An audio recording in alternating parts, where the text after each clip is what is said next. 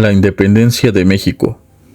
En la conmemoración del aniversario 203 de la culminación de la independencia de México, es necesario que se cuente la verdad histórica detrás de este acontecimiento. Que si bien muchas veces se piensa nos encontramos bien informados acerca de nuestra historia, en realidad se han difundido mitos y versiones de este acontecimiento que ha funcionado más bien como un medio ideológico, político, que en sí contar la verdad histórica. La objetividad en la historia es necesaria para evitar cometer los mismos errores del pasado, sin que se deba de exaltar a los personajes como si se tratara de una lucha del bien contra el mal, como el maniqueísmo histórico ha querido hacerlo. En la historia, como he dicho, hay intereses que van más allá de lo simplemente moral. Todos los personajes históricos deben de ser bajados del nicho en el que se encuentran y de darnos cuenta que al fin y al cabo eran hombres y mujeres, seres humanos que han llegado hasta lo sublime, pero también hasta lo más bajo. En Mesoamérica existían una gran cantidad de pueblos y de culturas, muchos de ellos sumidos en la opresión por el señorío de los mexicas en Tenochtitlán.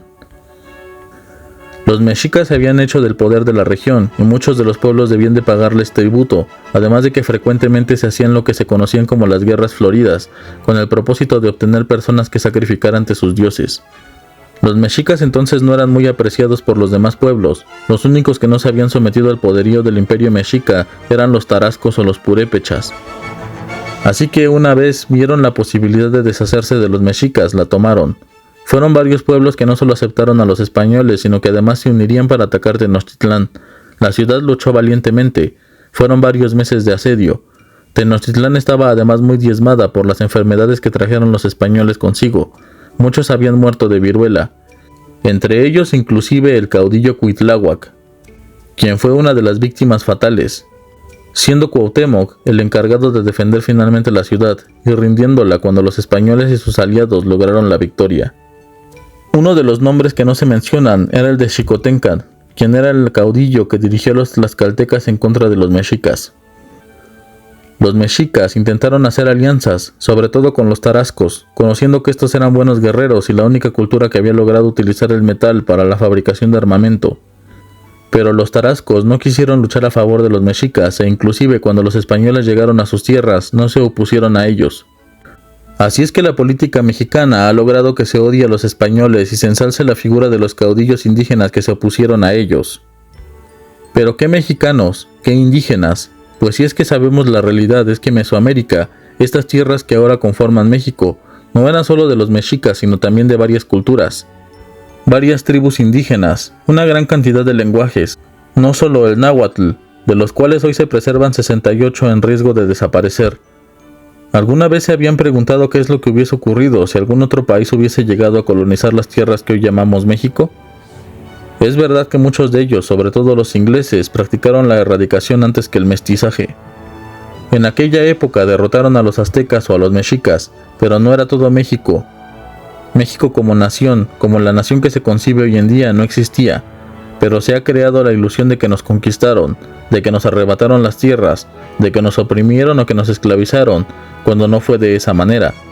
Si bien no se puede negar que existieron abusos por parte de algunos conquistadores españoles, también es cierto que en la época novohispana se crearon escuelas, instituciones de gran renombre, encomiendas, inclusive dirigidas por los mismos indígenas, así como los consejos de Indias y la Real Audiencia, dedicados a la protección de los derechos de los naturales y habitantes de los virreinatos, creando todo un sistema legal que defendería en lo posible los intereses de los súbditos de España en América, que formaban parte de los deseos de Isabel la Católica y el Papa Pablo III con su bula papal Sublimis Deus, en la cual exhortaba a los europeos a tratar con dignidad y a respetar la propiedad de los indígenas, habiendo sobre ello un rico debate filosófico entre varias escuelas de pensamiento, en donde se veía al indígena como un igual. Los indígenas, a diferencia de lo que se piensa, no eran maltratados, sino que existían repúblicas de indios, donde había poblados solamente habitados por esta raza, sin que hubiese allí españoles o criollos. En estos poblados se les daban tierras a los indios para que las trabajaran. Eso sí, debían de construir una iglesia para su educación religiosa, debían de ser evangelizados. La imposición de la religión era crucial, pero principalmente al ser evangelizados, ellos no podían ser humillados o encargárseles tareas tan difíciles como se ocurría con los negros que traían de África para la realización de los trabajos más pesados, a quienes en verdad se esclavizaba. Inclusive los indígenas podían seguir viviendo de acuerdo a sus tradiciones y leyes, con la única condición de que estas costumbres no contravinieran a la religión católica ni tampoco las leyes del Estado. algo como lo que ocurre en México en la actualidad con el artículo 2, en donde se les garantiza a los pueblos indígenas la autonomía, siempre y cuando contemplen las leyes y el orden establecido por el Estado mexicano. Claro que el término república no hace referencia a lo que hoy en día conocemos como tal, sino a su acepción más básica, que es todo pueblo regido por el mismo pueblo, que tenga leyes, instituciones y organización política, dirigido con autonomía de otros pueblos o repúblicas.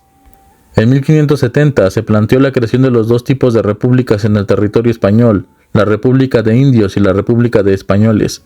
Esta división obedecía a los planteamientos filosóficos y disputas en torno a la conquista, así como la guerra justa, conservando una mejor ordenanza de los diferentes pueblos que habitaban el Imperio español, existiendo posturas encontradas entre quienes querían esclavizar a los indios y entre quienes veían en ellos a iguales que debían de ser tratados con respeto y dignidad, siendo estos últimos los que ganarían la discusión, en general siendo sacerdotes, como el caso de Fray Bartolomé de las Casas y Fray Bernardino de Sahagún. Existía, eso sí, una desigualdad social impulsada por un sistema de castas. Tan variado era el mestizaje que existía toda una forma de denominar a los diferentes hijos de las diferentes razas que habitaban la Nueva España, siendo los españoles los que poseían las riquezas y el poder. De allá hacia abajo, en el sistema de castas, existía una estratificación que dejaba a los indios, negros y sus descendientes como los grandes marginados, aunque existían ciertos caciques indígenas que, siendo o perteneciendo a la nobleza de sus pueblos, tuvieron un mejor trato por parte de los españoles, dejándoles encargados de sus pueblos en nombre del rey de España, aunque debían de ser evangelizados. Es también importante señalar que si bien existe una leyenda negra, también es cierto que no se puede obviar que en realidad los españoles no eran ningunas hermanas de la caridad, y su objetivo principal era la adquisición de riquezas. Ese era el principal motivo de los conquistadores españoles, la aventura y la búsqueda de riquezas, siendo América una mina de oro literalmente, ya que uno de los pilares de la economía española fue la minería, siendo las minas de oro y plata de los virreinatos de las que más aportaban a la riqueza del imperio. La mina de la Valenciana, por ejemplo, en Nueva España, ubicada en el estado de Guanajuato, llegó a ser considerada la operación minera de plata más importante del mundo. Para finales del siglo XVIII, Nueva España producía 2.500.000 marcos de plata. La minería fue tan importante que el rey Carlos III reconoció el cuerpo de minería de la Nueva España en 1776 y permitió el establecimiento del Real Tribunal de Minería, así como también el Colegio de Minería. La minería hizo que otros aspectos de la economía novohispana florecieran, como el comercio y la agricultura. Algunos de los historiadores aseguran que ni siquiera se le podría llamar colonización a lo ocurrido con la Nueva España, ya que los virreinatos tenían un sistema de gobierno, un sistema educativo, un completo sistema jurídico y judicial. Se les benefició con la construcción de calles, iglesias, escuelas, siendo que en el Virreinato del Perú se fundó la primera gran universidad de América, la Universidad Nacional Mayor de San Marcos. Una colonia solo es un lugar del cual se explota la población y sus recursos sin que hubiese ningún desarrollo en favor a la comunidad, más que el solo beneficio de los colonizadores. Difícilmente con todo lo realizado aquí podría llamarse colonia, existiendo eso sí varias colonias inglesas y francesas, que no procuraron desarrollo o beneficio alguno para los habitantes de sus respectivos territorios. Hubo algunos movimientos en Latinoamérica de rebeldía en contra de la corona, pero fueron contados, y no hubo mucho apoyo ni siquiera por parte de los que supuestamente estos movimientos buscaban liberar. Por ejemplo, uno de los conocidos es la rebelión del maya Jacinto Canec en el siglo XVIII, quien fue finalmente derrotado por los españoles un mes después de la insurrección. Las insurrecciones de indígenas mayas no terminarían ni siquiera con la independencia de México, pues 100 años después, en 1847, se produciría la conocida Guerra de Castas. Uno de los movimientos más relevantes y que tuvo un impacto importante al adquirir una población autónoma fue el movimiento de Yanga y sus negros y marrones, quienes, hartos de la explotación que sufrían en las haciendas, se fugaron y se dedicaron a saquear y robar en el camino de Veracruz a la Ciudad de México. Siendo este camino relevante para la corona, y tras no lograr derrotar a la insurrección, llegaron al acuerdo de ceder a Yanga y a sus aliados un territorio en Veracruz, el poblado de San Lorenzo de los Negros. Otra de las rebeliones sonadas fue la de Túpac Amaru II, la cual se dio en el siglo XVIII y sirvió como referente para las posteriores guerras de independencia. Fue específicamente el 4 de noviembre de 1780, con motivo de las reformas borbónicas de España, reivindicando a los pueblos indígenas y decretando la abolición de la esclavitud de los negros. En un principio la insurrección de Túpac estuvo apoyada por los criollos, los indios y los negros, pero después los criollos se unieron a los ejércitos virreinales, dando por terminada la rebelión una vez que los refuerzos de la corona lograron superar el contingente de Amaru, a quien decapitaron y despedazaron llevando sus restos a las poblaciones en donde lo apoyaban para intimidarlos. Esta rebelión solo agravó la condición de los indígenas, impidiéndoles el uso del quechua, la celebración de sus festividades y mención alguna de la cultura inca, así como también el uso de sus vestimentas típicas. Aún así la lucha continuó, pues contrario a lo que pensaron los españoles, los indígenas no solo no se amedrentaron, sino que además continuaron con la rebelión, incluso preocupando a los realistas de que la insurrección se esparciera por más virreinatos. Se les llama realistas a los españoles que son leales a la corona, por ser partidarios del rey o de la monarquía. La rebelión de Túpac y de sus familiares que continuaron en la lucha luego de que éste murió, solamente fue una antesala de lo que estaba por venir unos años después. Aunque se pueda romantizar la rebelión de Túpac, también es necesario decir que los rebeldes, según fuentes, en represión por la ejecución de Tomás Katari, uno de los líderes de la insurrección, masacraron a la población de Chuquisaca, actual Sucre, asesinando a mujeres, niños, ancianos y religiosos por igual. Como vemos, la rebelión de Túpac tuvo sus fundamentos en la búsqueda de la reivindicación de los derechos de los indígenas y la libertad de los esclavos, pero que en ambos bandos se cometieron actos de extrema crueldad, como en todo movimiento revolucionario. Este no fue el primer movimiento desde que Perú quedó bajo el poder de España, pues muchos de los nobles indígenas molestos y queriendo recuperar sus tierras y su poder, con el deseo de volver a restaurar el imperio inca, se levantaron en rebeldía en contra de la corona. Sin embargo, ninguno de estos movimientos llegó a ser tan relevante como el de Túpac. Además de que, a diferencia de lo que se puede creer y como suele ocurrir siempre, existían indígenas que estaban a favor del virreinato como otros a favor de los rebeldes. Las rebeliones que se sucedieron sobre el continente tuvieron una razón tanto política como social y económica. Las nuevas disposiciones legales ponían al campesinado indígena como una raza marginal, obligados a trabajar como siervos o esclavos, además de que los corregidores de la época obligaban a los indígenas a comprar bienes a precios elevados. Estos abusos cometidos con los indígenas y sobre todo los indígenas empleados en las minas y los caciques que reclamaban sus derechos, los símbolos incaicos volvieron a ser relevantes y trajeron consigo el despertar de una cultura dormida que buscaba la alternativa a un sistema que no los favorecía. Otra de las rebeliones importantes en América fue la de Lautaro, en lo que hoy es Chile, quien fue capturado por los españoles cuando tenía 11 años de edad, empleándolo como un indio de servicio. Lautaro logró aprender las estrategias y tácticas del ejército español gracias a que estuvo al servicio de un oficial. Huye años después horrorizado por los crueles castigos que los españoles infringían a los indígenas. A los 21 años se convierte en el líder de los mapuches y los dirige en contra de los españoles en rebelión, derrotando en varias batallas a su antiguo mentor, usando sus propias tácticas. Finalmente, la rebelión terminó con la captura y ejecución de Lautaro cuando tenía apenas 23 años, traicionado por sus propios hombres, pues se dice que actuaba con crueldad contra los indígenas que buscaban representar, por ser pacíficos y no unirse a la rebelión. Este personaje es importante porque de él se retomaría a la vez el nombre de la logia masónica a la que pertenecerían los libertadores de América, tanto Bolívar como Sucre, Santander, O'Higgins, San Martín, etc. Y uno de los personajes que escasa vez se mencionan, el venezolano Francisco de Miranda, siendo el artífice junto con Bolívar de una idea de unificación de las Américas en la llamada Gran Colombia. Estos antecedentes mencionados aquí son necesarios y no son todos, simplemente como mención del descontento que existía en las diversas épocas del virreinato y los intentos tempranos que se hicieron antes de las revoluciones de independencia que triunfarían para conformar lo que hoy en día es América Latina, lo que es México, Ecuador, Venezuela, Chile, Argentina, Uruguay, Paraguay, Guatemala, en fin, todos los países de los que ahora formamos parte. Seguramente es que no había oportunidad de lograr una victoria decisiva en contra del Imperio Español, que en aquellas épocas era una de las potencias mundiales más grandes, con una economía sólida, un ejército profesional y una armada envidiable. Sin embargo, todo llega a su fin, y los antiguos como los nuevos problemas, así como rencillas y resentimientos, llegaron a su apogeo. La independencia de México, así como de los demás países latinoamericanos, no pudo ser posible sin ciertas circunstancias específicas. De allí que Marx haya determinado en su momento que las situaciones contextuales, las situaciones materiales, son las que propician las revoluciones. La primera de las causas de la independencia de los países americanos fue la revolución industrial.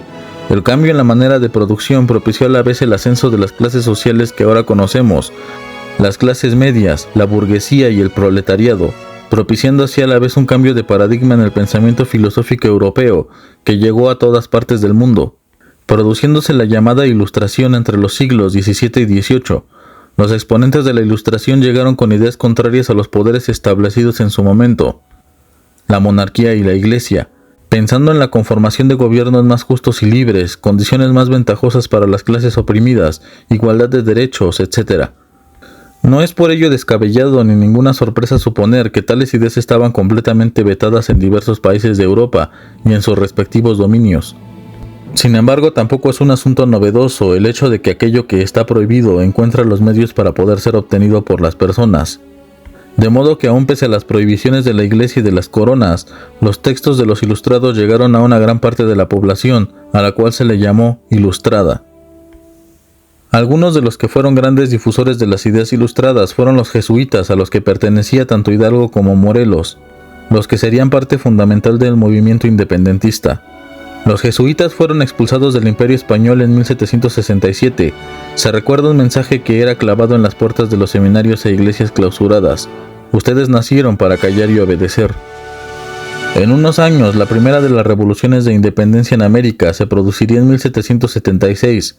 Las 13 colonias se rebelarían en contra de la corona británica. Fue un hecho crucial en la historia, pues esto pondría de manifiesto que los reyes no eran puestos en el trono por Dios, como se creía, ya que la rebelión en contra de los reyes sería tanto como la rebelión en contra de la Iglesia y de Dios, pues se pensaba que los reyes eran descendientes de Adán y Eva, y por lo tanto estaban predestinados para obtener el poder. La independencia de los Estados Unidos traería consigo otras rebeliones. En 1789 ocurre el acontecimiento más importante de aquella época, la Revolución Francesa. Tan importante es este acontecimiento que a partir de esa fecha inicia una nueva era en la historia de la humanidad. Según las divisiones históricas, es el origen e inicio de la contemporaneidad, es decir, de la sociedad como la conocemos hoy en día. Una revolución así, en el mismo seno de Europa, era algo impensable. Los reinos europeos se lanzaron en contra de la naciente República Francesa. Las ideas de los ilustrados finalmente se habían llevado a cabo: la división de poderes, la elevación de las leyes civiles por encima del poder y de la religión, la cual sufrió las consecuencias de su relación con la nobleza. La Revolución Francesa fue el parteaguas por el hecho de que a partir de ella se produjo un efecto dominó en el cual la mayoría de los países europeos se revolucionaron, exigiendo un gobierno republicano y una nación basada en las leyes, no en el derecho de nacimiento. A lo largo del siglo XVIII, Rusia, Inglaterra, Bélgica, Alemania, Italia, España y otras naciones sufrieron las consecuencias que la Revolución Francesa trajo consigo. Dentro de la Revolución Francesa ocurre un acontecimiento importante: la ascensión al poder de un personaje particularmente relevante en los movimientos de independencia que se suscitarían en los virreinatos de España. Napoleón Bonaparte. He hecho un video al respecto, pero aquí seré breve. Sin Napoleón Bonaparte, la independencia de México, así como de otras naciones sudamericanas, no se hubiese podido realizar. ¿Por qué? Por dos aspectos importantes. 1. La destrucción de la Armada Española en la batalla de Trafalgar. Y 2. La invasión de Napoleón a España y la entronización de su hermano José Bonaparte como monarca español. El primer punto dejó a España vulnerable, sin una armada para enviar las tropas a América, destruido su potencial naval. Inglaterra se posicionó como la potencia marítima más grande. Esa fue una de las grandes diferencias en enfrentar a un imperio español en pleno auge y con la armada más poderosa y un ejército profesional, a enfrentarse a una España en decadencia con una armada destruida, y lo peor estaba por llegar. La batalla de Trafalgar en 1805 deja a España sin los medios navales para afrontar una amenaza en sus colonias de ultramar, pero en 1808, cuando Napoleón convence a España de invadir juntos Portugal, los españoles no logran ver las verdaderas intenciones de los franceses. Quizás al principio Napoleón no tenía la intención de invadir España. La idea se presentó frente a él cuando notó las diferencias existentes entre el rey Carlos IV y su hijo el príncipe Fernando. Aprovechando estas diferencias y disputa por el trono español, logró que le cedieran el trono a su hermano José Bonaparte, pensando que, como había sucedido en otras partes de Europa, la población española los vería como liberadores, y que no se opondrían a él. Cometió un terrible error de cálculo, pues inclusive la población ilustrada de España, quien veía a Napoleón como un emblema del movimiento ilustrado, se desencantó de él y pronto la población se rebeló en contra de los ocupantes. El ejército español, pero sobre todo los civiles, quienes formaron guerrillas, la nueva forma de lucha desconocida para los franceses.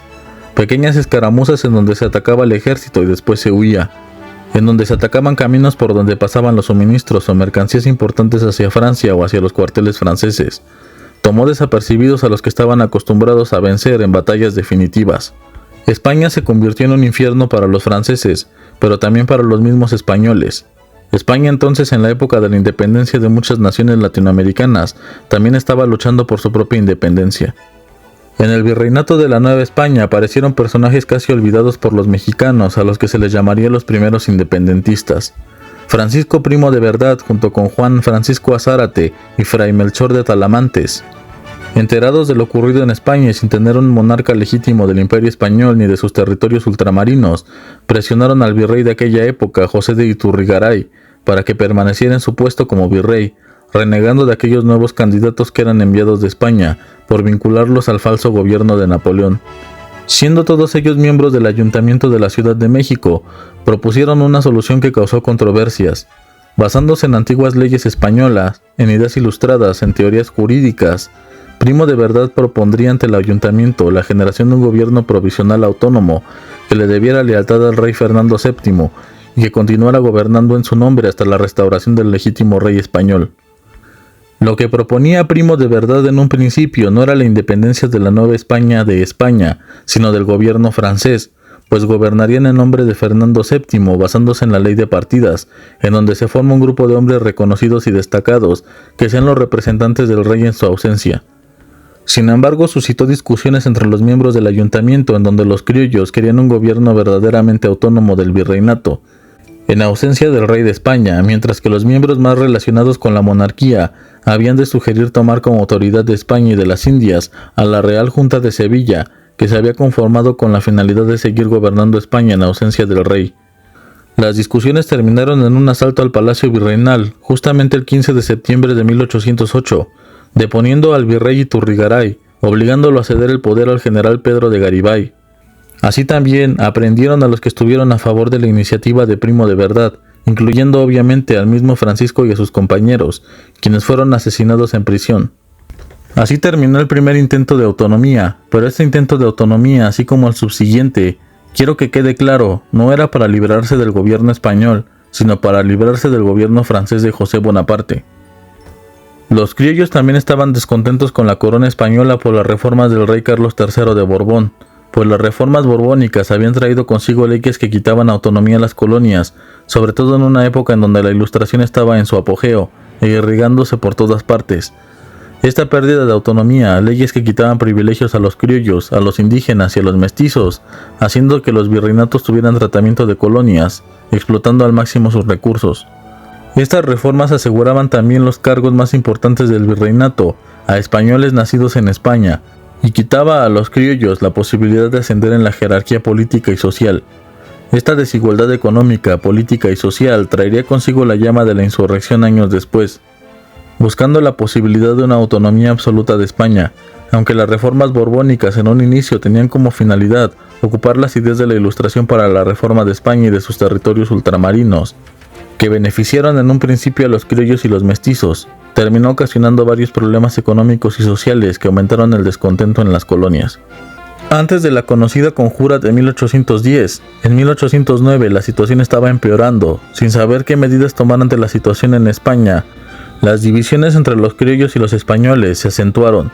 Mientras que unos estaban a favor de seguir las indicaciones de la Real Junta de Sevilla, los criollos no estaban conformes con esta decisión y decidieron formar ellos mismos sus propias juntas, agenciándose en la medida de lo posible el apoyo de otras castas, prometiéndoles la supresión del tributo. Entre los conspiradores de esta primera conjura estaban José Mariano Michelena y José María García Obeso, quienes eran los cabecillas o líderes. Ellos planearon levantarse en armas el 21 de diciembre de 1809. Sin embargo, el sacerdote de la Catedral de Valladolid, Francisco de la Concha, los delató con las autoridades, siendo aprehendidos 40 sospechosos. Carlos María Bustamante, defensor de los prisioneros, habría de decir que, si se colgaba tan solo a uno de ellos, España perdería la esperanza de conservar América. El nuevo virrey, intentando reconciliar a los europeos y americanos, optó por dejarlos en libertad, lo que incrementó la animadversión que sentían los europeos y los americanos, esperando estos primeros la ejecución de los rebeldes, renegando del virrey, al cual ni siquiera ellos habían aceptado. En los primeros meses de 1810 se creó el Consejo de la Regencia de España e Indias. Solo un americano formó parte de la regencia, el tlaxcalteca Miguel de Lardizábal y Uribe. Al conocerse la noticia en la Ciudad de México, se juró lealtad y obediencia al órgano al que se le reconoció la misma autoridad que al rey Fernando VII. El 14 de febrero fueron convocados a participar representantes americanos para la redacción de una nueva constitución que prometía favorecer más a los criollos, indígenas y mestizos. Sin embargo, aún existía cierto resentimiento por parte de los criollos por el asesinato de Primo de Verdad y por el derrocamiento del virrey Iturrigaray. En la corte de Cádiz, ya en el año de 1811, un diputado tabasqueño llamado José Eduardo de Cárdenas presentó ante el Pleno la exposición de motivos de la Guerra de Independencia, en la que protestaba contra las autoridades virreinales por la situación de marginación y pobreza en la que se encontraban los indios, así como los mestizos, mostrando las posibles soluciones como la organización de la enseñanza gratuita, sin ninguna distinción de clases sociales, ni tampoco la exclusión de los indígenas, crear sociedades agrícolas de producción, otorgar la libertad de comercio, crear ayuntamientos de elección popular y la división del gobierno en tres poderes, el legislativo, el ejecutivo y el judicial. Antes de continuar y recapitulando, España está hecha un caos. Existe cierto resentimiento por parte de los criollos contra los españoles peninsulares, lo que propicia divisiones políticas y sociales. Las reformas borbónicas aumentaron el malestar de los mestizos, de los criollos y de los indígenas. La mayoría de los virreinatos no saben qué hacer con la situación de España ni a quién jurar lealtad. Los peninsulares apoyan a la Real Junta de Sevilla, los criollos apoyan a la creación de gobiernos autónomos o de juntas autónomas en cada uno de los virreinatos. Se comienzan a realizar conjuras en contra del gobierno español. Con esta fragmentación y caos que se tiene en la metrópoli, se da la oportunidad perfecta de realizar movimientos de independencia, que no solo se desvinculan del gobierno francés, sino del gobierno español. Las ideas de la Ilustración y sobre todo los ilustrados criollos buscan la creación de estados soberanos gobernados por ellos mismos ante el nacimiento de algo conocido como el nacionalismo criollo, que reivindica el pasado indígena y su posición prominente en el territorio del cual son nativos. Los jesuitas, al ser los principales exponentes de este movimiento criollo e indigenista, son expulsados de los territorios españoles. Todo esto forma un conjunto de situaciones que terminarán con los movimientos de independencia, no solo de México, sino de los demás países latinoamericanos o de los demás virreinatos. En un momento en el cual España libra su propia guerra de independencia y a raíz de las guerras ha perdido su poderío militar y naval. De esa manera llegamos a la conspiración de 1810. Un grupo de conspiradores conocidos precisamente como los conspiradores de Querétaro sostenían reuniones cuyo objetivo supuestamente era inocente o benigno, pues eran las conocidas como tertulias literarias, en donde se tomaba chocolate y se discutía o dialogaba sobre lecturas. Entre los que conformaban este grupo peculiar de personajes eran el corregidor y la corregidora de Querétaro. Precisamente eran ellos los anfitriones de las reuniones.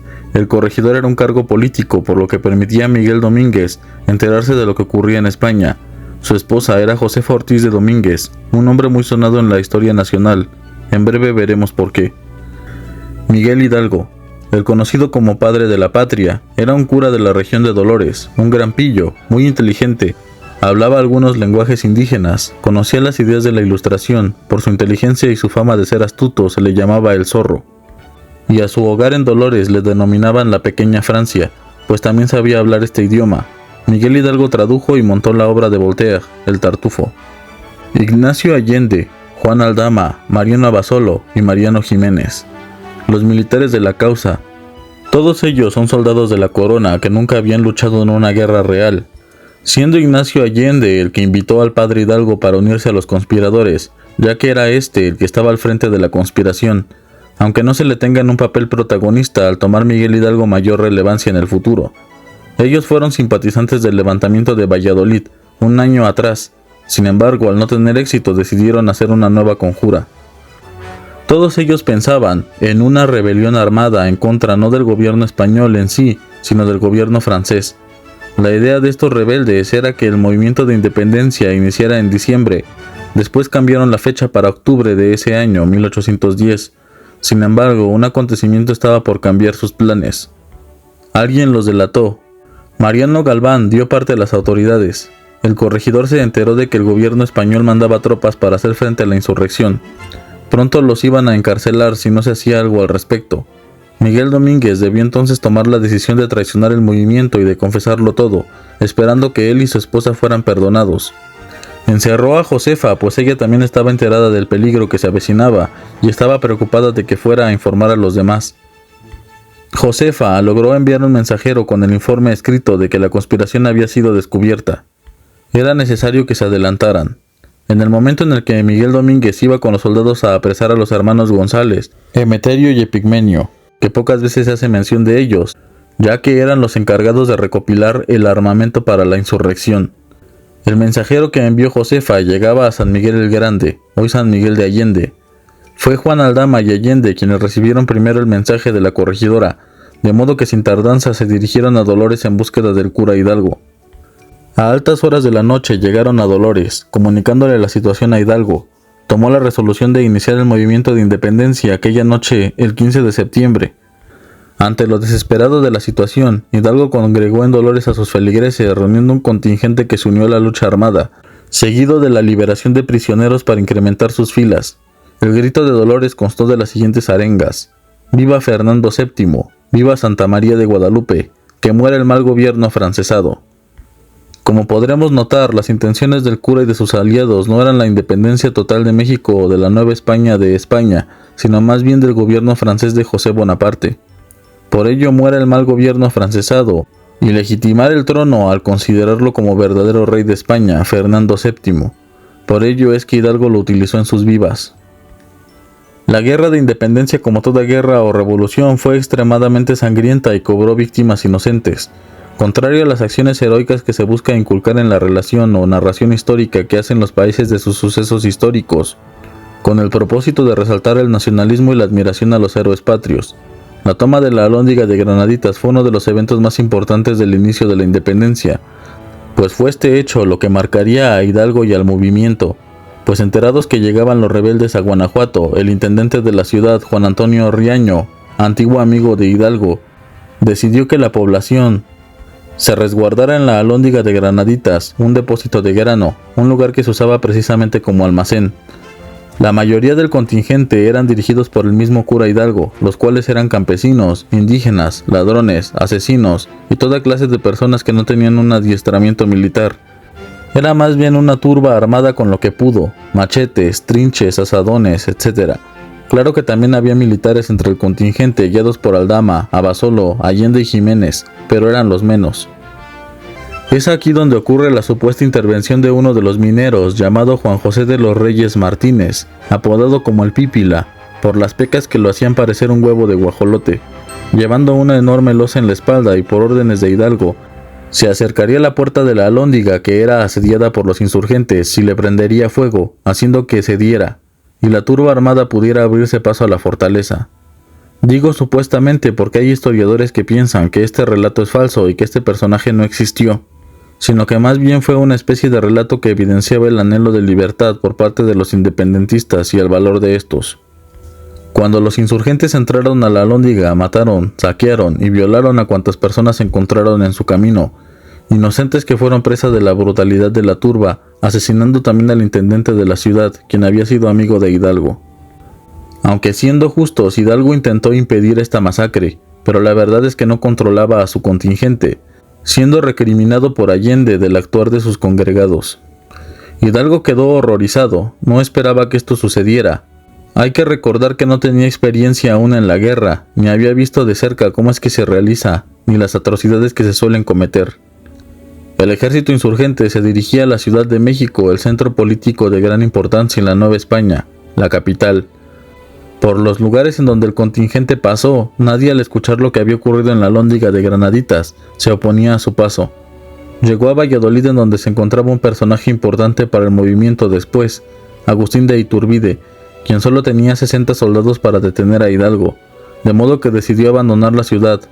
entrando Hidalgo y su contingente de manera pacífica, siendo declarado allí generalísimo de América y Allende de capitán general. Siguieron avanzando hasta llegar a Toluca, el 30 de octubre de 1810, en donde se libraría la conocida como la Batalla del Monte de las Cruces. Los insurgentes lograrían vencer a las tropas realistas dirigidas por el general Torcuato Trujillo. La capital estaba cada vez más cerca, pero la decisión que tomaría Hidalgo sigue suscitando controversias en la actualidad, ya que aún pese a que no habría mucha resistencia en la ciudad y que los realistas no podían contener un ataque de los insurgentes, Hidalgo rechazó la idea de ir a la capital, dirigiendo el ejército hacia el norte. Allende e Hidalgo tuvieron desde entonces sus diferencias, y sus encuentros cada vez más alzados de tono, pues Allende se disgustó enormemente por esta decisión. La razón por la que supuestamente Hidalgo no quiso ir a la Ciudad de México, terminando con el proceso insurgente, fue porque tenía miedo a que ocurriera lo mismo que había acontecido en la Alhóndiga de Granaditas, el miedo a no poder controlar a su contingente y que fuera una masacre incluso peor de inocentes. Esa es la versión, pero si crees que con ello hubiesen vencido los insurgentes, estás en un error.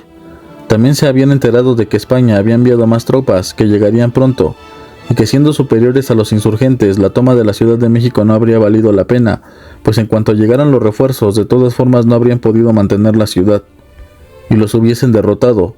Aunque ya pertrechados o acuartelados en la ciudad, podrían haber resistido mejor a los refuerzos de España. Hidalgo optó por ir al norte para sumar más apoyo a su causa, de modo que aumentaran sus tropas y pudieran hacerles frente a los españoles peninsulares.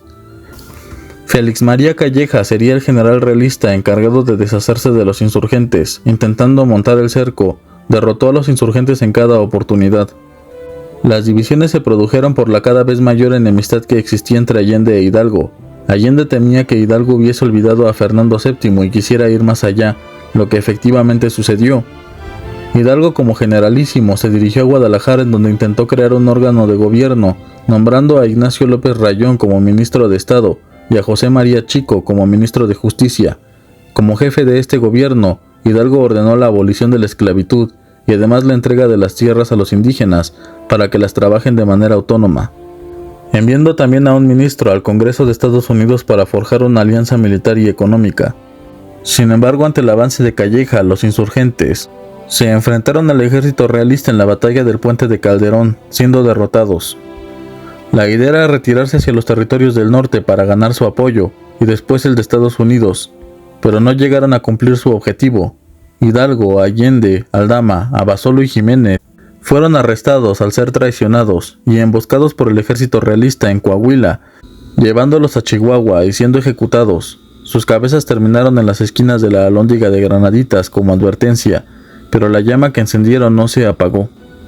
Aunque en la historia oficial nos mencionan solo al movimiento encabezado por los caudillos Hidalgo, Allende, Aldama, Abasolo y Jiménez, en realidad en toda la Nueva España se levantaron diferentes caudillos y movimientos que apoyaban la causa independentista, hombres como Rafael Iriarte, quien controlaba León, Aguascalientes y Zacatecas, Juan Villerías en San Luis Potosí, Morelos en Michoacán y el sur Juan Villagrán, entre otros quienes se disputaron estos años el territorio con los realistas. La segunda parte, después de la muerte de los primeros caudillos, la retomó un estudiante de Hidalgo, un arriero que había decidido estudiar para convertirse en cura. Allí fue donde conoció a Hidalgo como su maestro y años después, Hidalgo en 1810, cuando el ejército insurgente pasó por Michoacán, lugar de nacimiento de Morelos, Hidalgo le confió la lucha armada en Acapulco, un puerto de vital importancia en esta y en aquella época, por ser una fuente de comercio, así como una conexión de España con sus territorios en Asia. Morelos demostró ser el líder que hacía falta en la lucha armada, porque no solo lograba sus objetivos militares, de los cuales era, a pesar de ser un cura y no haber guerreado nunca, un excelente general y estratega, recordándose el evento que lo catapultó a la fama por su liderazgo, la batalla del sitio de Cuautla en 1812, un sitio que parecía que estaba a punto de poner fin al movimiento y al mismo Morelos, pues se encontraban cercados por las fuerzas realistas comandadas por Calleja, quien había derrotado a los otros insurgentes.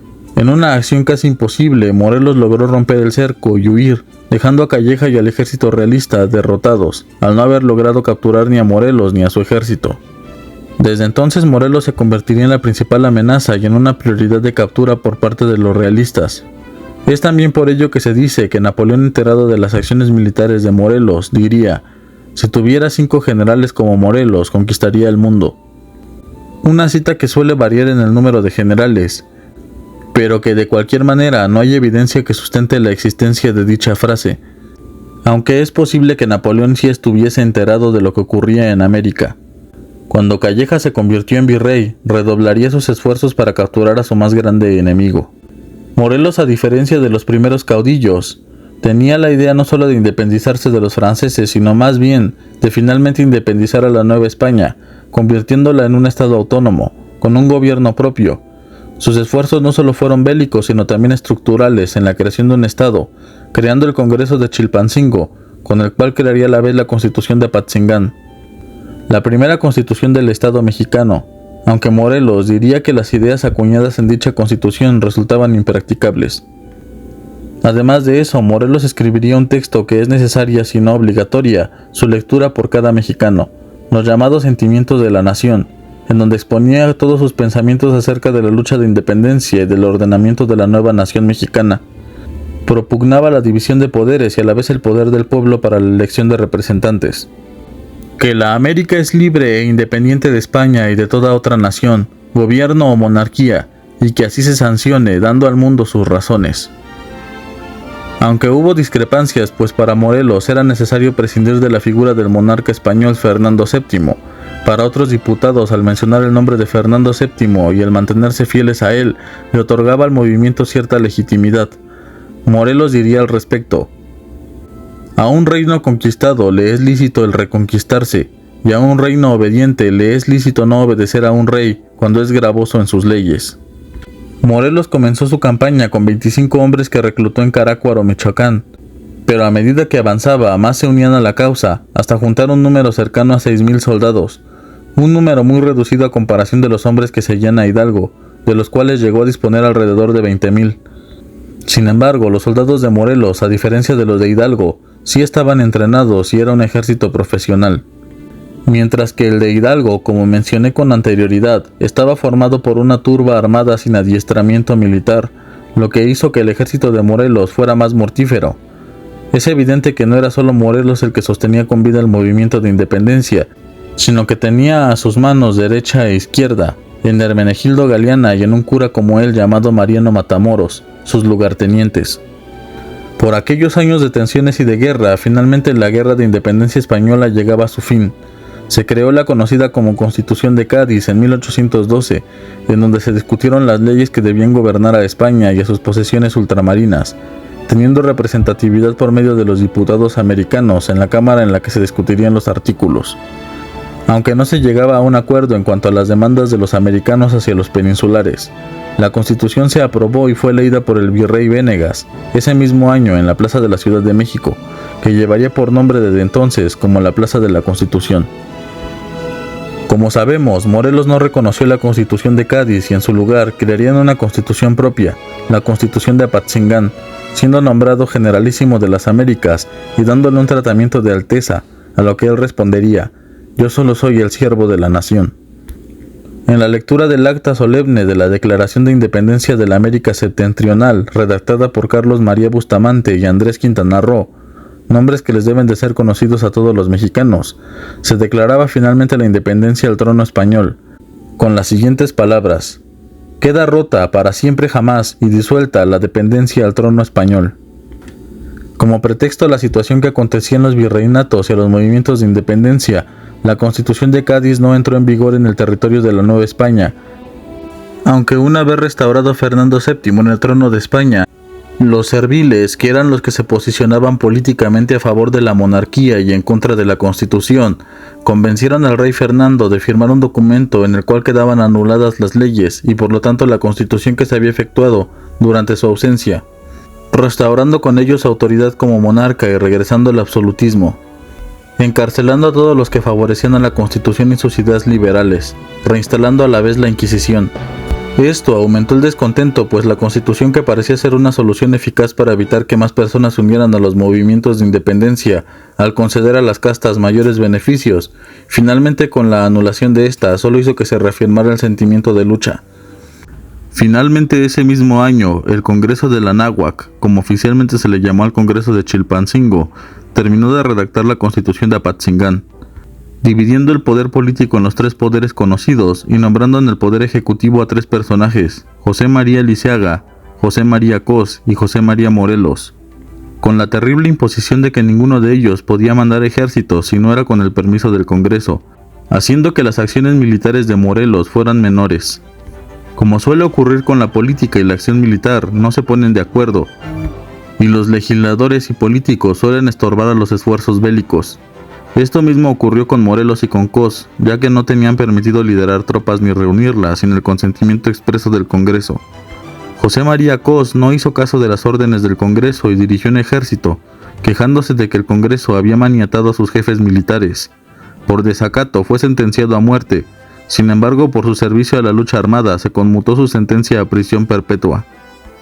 Morelos escribió al presidente James Madison de los Estados Unidos pidiéndole que reconociera la independencia de México y que recibiera al embajador que enviaron los insurgentes. El Congreso debía de ser trasladado por los constantes asedios que recibía Michoacán por parte de los realistas, haciendo peligroso el permanecer allí. Calleja se enteraría de este movimiento e intentaría interceptar la caravana.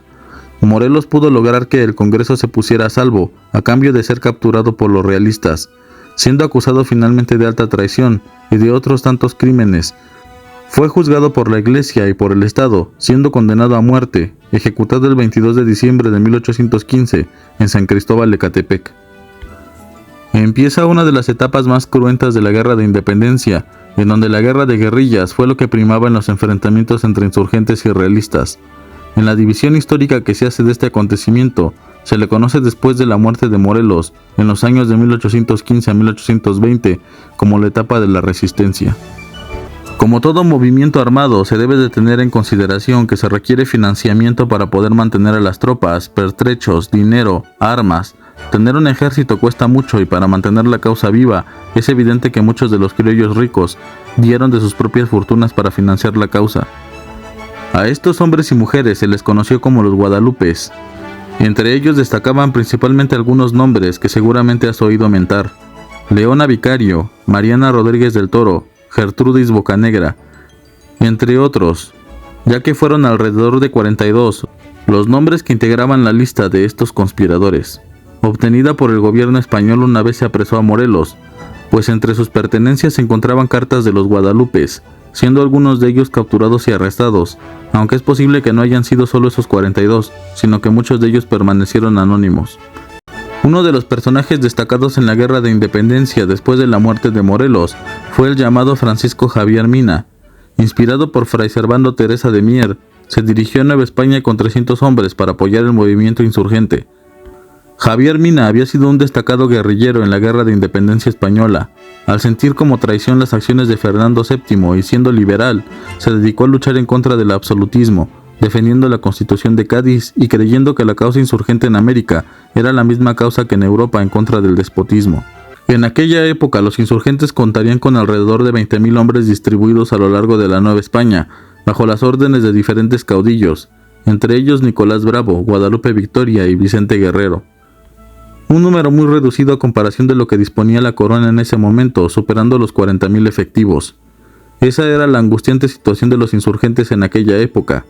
Félix María Calleja fue sustituido por el virrey Juan Ruiz de Apodaca, que, a diferencia de su predecesor, no ejecutaba a los insurgentes, sino que fue más piadoso ofreciéndoles el indulto. Para quien no sepa qué es un indulto, es una especie de perdón recibido por las autoridades de un país a una persona que haya cometido agravios en su contra, generalmente bajo la condición de dejar o abandonar el país. Francisco Javier Mina se uniría a otros de los insurgentes que seguían en pie de guerra al norte del país, conocido como Pedro Moreno. Sin embargo, su presencia en la Guerra de Independencia no duraría mucho, pues serían derrotados en la hacienda del Venadito, muriendo en la batalla Pedro Moreno, y Mina sería apresado y ejecutado el 11 de noviembre de 1817. Por esa victoria, el virrey Apodaca recibió el título del conde de Venadito. Para aquella época, la resistencia insurgente era un puñado de grupos que actuaban como guerrilleros al no tener la fuerza para una guerra convencional con el ejército realista, que poco a poco comenzaba a ganar terreno y a vencer a los caudillos que restaban. Solamente algunos continuaban con la lucha en las selvas y en las sierras, como es el caso de dos de ellos de gran relevancia para el final de la lucha armada y la consumación de la independencia, Vicente Guerrero y Guadalupe Victoria, que en ese entonces llevaba por nombre Miguel Félix Fernández. Guerrero había comenzado su lucha al mando de José María Morelos en 1811. En 1816 había rechazado el indulto que le ofrecía el virrey Apodaca, manteniéndose en la lucha, sobre todo en la región de Chiapas, así como en el actual estado de Guerrero, el estado que precisamente lleva su nombre. Se estima que para 1821 habían muerto más de 1 millón de personas tras más de 10 años de lucha, lo que representaba una sexta parte de la población de la Nueva España. También se redujo drásticamente, como no podía ser de otra manera, la producción minera y la producción de las haciendas, llevando al reino español a la bancarrota. Por aquella época se produce el golpe de Rafael del Riego en España, que da paso al conocido como Trienio Liberal, en donde se vuelve a poner en vigencia la Constitución de Cádiz y se toman medidas anticlericales, como la expulsión de los jesuitas, la desaparición de la Inquisición y la abolición del diezmo, lo que produce un enorme malestar social entre las clases acomodadas y entre el clero, que no ven con buenos ojos las reformas liberales de España. Era el momento de que la élite novohispana tomara las riendas de la lucha armada al ver mermados sus intereses, eligiendo como su caudillo y representante a Agustín de Iturbide, convirtiéndose en el proyecto de la oligarquía novohispana, con el fin de regresar al poder absolutista de Fernando VII. Rafael del Riego convenció a los soldados a que se rebelaran y restauraran la Constitución de Cádiz, expandiéndose la revolución en toda la península ibérica, una rebelión de 22,000 soldados que se planeaba mandar a las Américas a suprimir las rebeliones, desautorizando a su jefe, el reconocido Félix María Calleja. Rechazaron ir a suprimir a los insurgentes y obligando con su rebelión al rey Fernando VII a jurar la Carta Magna el 10 de marzo de 1820.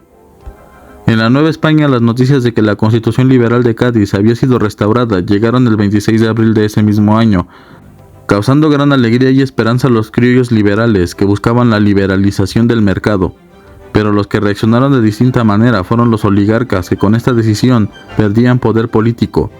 Los miembros del clero y la aristocracia comenzaron a reunirse en la conocida como la Conspiración de la Profesa, de la cual tenía incluso noticia el virrey Apodaca.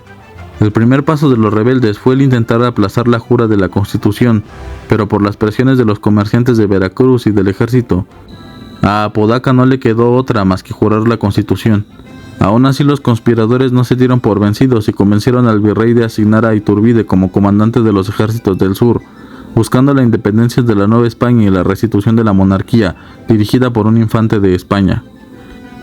Iturbide continuaría con sus campañas contra los rebeldes, pero al enfrentarse a Guerrero y al ser derrotados una fracción de su ejército, se dio cuenta de que sería difícil guerrear con los insurgentes, porque ellos conocían muy bien el terreno, de modo que cambió de planes al enviar una carta a Vicente Guerrero, en la cual le refrendaba el indulto y le proponía una unión de sus fuerzas, comentándole que las Cortes españolas habían aceptado varias propuestas que interesaban a los insurgentes en un principio, además de que los insurgentes que habían permanecido prisioneros acababan de ser liberados. Guerrero tomó esta carta con cautela y le respondería que solo se uniría a él si luchaba por los intereses de la nación, pero que no se subyugaría nunca a un rey. Finalmente, la reunión de los dos militares se daría en el evento conocido como el Abrazo de Acatempan, en donde los hombres comandados por Guerrero se unirían al ejército de Iturbide, los cuales conformaban alrededor de 3,500 hombres. Iturbide notificó de esto al virrey Apodaca, quien quedó muy complacido. Después de eso, Iturbide envió cartas a los líderes militares españoles, explicándoles cuál era su intención, para la posterior redacción de lo que se conoce como Plan de Iguala, en donde se establecen las 3 garantías: unión, religión e independencia. La unión hacía referencia a la supresión de las castas, haciendo a todos los ciudadanos de la Nueva España iguales ante la ley. La religión consistía en que la Nueva España solamente permitía la existencia de una sola fe, la católica. Y finalmente la independencia trataba de dar autonomía a la Nueva España, además del establecimiento de una junta y de la abolición de la esclavitud, demandas que habían deseado desde el principio los insurgentes. Los 24 puntos del Plan de Iguala no dejaban a nadie afuera, sino que incluían a todos los sectores de la sociedad, inclusive a los oligarcas y a la Iglesia, al defender los privilegios del clero y del ejército, al mismo tiempo que se ofrecía el trono de México al mismísimo Fernando VII o a un príncipe europeo, dejando las puertas abiertas para la adopción de una monarquía, que era lo que querían los más conservadores. Pero a la vez también se adoptaba una constitución, se suprimía la esclavitud y la diferencia de castas. Después de eso se creó el ejército trigarante, llamado así evidentemente por las 3 garantías en las que se basaba el Plan de Iguala, y como jefe máximo de este ejército quedó a la cabeza Agustín de Iturbide. Al enviarle el Plan de Iguala al virrey, a diferencia de lo que pensaba Iturbide, no se mostró para nada complacido, ni tampoco los conspiradores de la Profesa, que veían en aquellos planes puntos a los cuales se oponían totalmente. Así es que Apodaca anunció que Iturbide quedaba destituido y que era un proscrito, ofreciendo el indulto a los que hubiesen integrado el Plan de Iguala, solo si reafirmaban su juramento a la Constitución y al rey, enviando un ejército al mando de Liñán para enfrentarse a Iturbide y al ejército de las 3 garantías. Iturbide enviaría el Plan de Iguala a España y una carta al rey Fernando VII, invitándolo a gobernar el Imperio Mexicano, y a los diputados de las Cortes Españolas los invitó a no oponerse a la independencia de la Nueva España, advirtiéndoles que tenía un ejército profesional con el cual defendería la causa. Nada quedaba por hacer. Muchos de los generales realistas se unieron a la causa insurgente y se adhirieron al Plan de Iguala y al ejército trigarante. Aun cuando hubo resistencia por parte de los españoles realistas y de las medidas que tomó Apodaca para intentar frenar la insurrección, una gran parte de la Nueva España estaba a favor de la insurgencia. Un personaje se uniría a la causa del ejército trigarante y atacaría su natal Jalapa, obligando al general realista a capitular. Este personaje sería de gran relevancia en el futuro, Antonio López de Santa Anna. Uniéndose a la lucha también los insurgentes que habían sido liberados, como Nicolás Bravo y Guadalupe Victoria. Los realistas acusaron de este desastre al virrey Apodaca y a su falta de pericia, de modo que lo destituyeron en julio de 1821. El seleccionado para ser el nuevo virrey de la Nueva España era Juan O'Donojú, un liberal que buscaría la paz haciéndoles ver a los insurgentes que la representatividad que tanto habían querido y solicitado en las Cortes de España la iban a tener y que sus reclamos se harían escuchar. Ordenó un alto al fuego a las tropas realistas y solicitó una reunión con Iturbide como jefe máximo del ejército trigarante, quedando en reunirse en Córdoba. El 24 de agosto, después de escuchar misa, Juan O'Donojú firmaría los tratados de Córdoba, que constaban de 21 puntos en los cuales se aceptaba la independencia de México, se adoptaba una constitución moderada y se ofrecía el trono del nuevo imperio a Fernando VII o a algún otro miembro de la realeza, y si no había uno disponible, las Cortes del imperio elegirían un soberano. Se establecería una junta provisional gubernativa, en el tiempo en el que se enviaba un soberano a gobernar la nación. Las cabezas de los primeros insurgentes fueron bajadas de la Alhóndiga y se les dio un entierro digno. Se liberaron a los presos acusados de ser insurgentes o de formar parte e incentivar la insurrección. Se restableció la libertad de prensa y se liberaron los caminos de la Ciudad de México. El 16 de septiembre, aniversario 11 del inicio de la independencia, O'Donojú anunció el fin de la guerra. Iturbide envió una proclama a todos los ciudadanos a unirse bajo la bandera de la libertad y a disfrutar la victoria, al mismo tiempo que Yucatán, que aún pertenecía al virreinato, declaró su independencia al saber del éxito de la insurgencia y mostró interés en unirse al Imperio Mexicano, así como Chiapas, que pertenecía a la Capitanía General de Guatemala, declaró su independencia y su deseo de anexarse al Imperio Mexicano. Guatemala también se independizó, pero a diferencia de Chiapas, ellos reconocieron el Plan de Iguala, pero decidieron permanecer autónomos. Las provincias de San Salvador de Comayagua, de Nicaragua y de Costa Rica también se independizaron y se anexaron al Imperio Mexicano. Las expediciones realistas preparaban su viaje de regreso a España. El 27 de septiembre de 1821, finalmente, el proceso de independencia culminó con la entrada del ejército trigarante a la Ciudad de México, dirigido por Agustín de Iturbide, desfilando más de 16,000 soldados. El inicio de la tradición del desfile militar del 16. Se formó la Junta Provisional en donde los 38 miembros juraron lealtad al Plan de Iguala y al Tratado de Córdoba, firmándose el Acta de Independencia del Imperio Mexicano. Así terminó un proceso que se llevó a cabo a lo largo de 11 cruentos años, en donde varias insurrecciones fueron disueltas. La independencia de México al principio era solo una forma de lograr la independencia de Francia y la restauración del rey Fernando VII. Pero evolucionó la creación de una república independiente, con la creación de un congreso y de una constitución bajo los esfuerzos de Morelos. Después de eso, la insurrección estaba condenada al fracaso. Pero lo que ocurría en España fue lo que finalmente logró que la independencia se hiciera una realidad, al crearse la Constitución de Cádiz y con ello la oportunidad que vio Iturbide para independizar finalmente el país, basándose en el descontento y la impopularidad de la Constitución española, lo que hizo que algo que estaba condenado al fracaso tuviera el más arrollador de los éxitos. Quisiera decir que la independencia de México se logró gracias a la valentía de sus caudillos y a la determinación del pueblo de la Nueva España, pero en realidad, aún pese a que esto no debe de ser descartable, en realidad la independencia de las Américas se debió simple y llanamente a la propia España y a los acontecimientos que minaron su poderío y estabilidad. Un año después, en 1822, sería derrotado Rafael del Riego por la intervención francesa y volvería la monarquía y el absolutismo a España. Agustín de Iturbide sería el primer emperador de México, pero solo por un tiempo, al ser depuesto en 1824 y enviado al exilio. Mismo año en el que se crearía la primera Constitución mexicana que confería al país un carácter republicano, siendo el primer presidente del país Miguel Félix Fernández, quien llevaría por nombre ahora Guadalupe Victoria, por la Virgen de Guadalupe y la victoria de la independencia. Años después, Iturbide regresaría a México a advertir de la Santa Alianza y sería fusilado al declararlo traidor. España no aceptaría la independencia de México e intentaría varias veces la reconquista sin éxito, hasta que en 1836 finalmente María Cristina de Borbón, viuda de Fernando VII, firmó los tratados de reconocimiento de la independencia de México. ¿Mejoró todo con la independencia de México? Es una pregunta compleja, difícil. Tal vez no, pero al menos México es un país independiente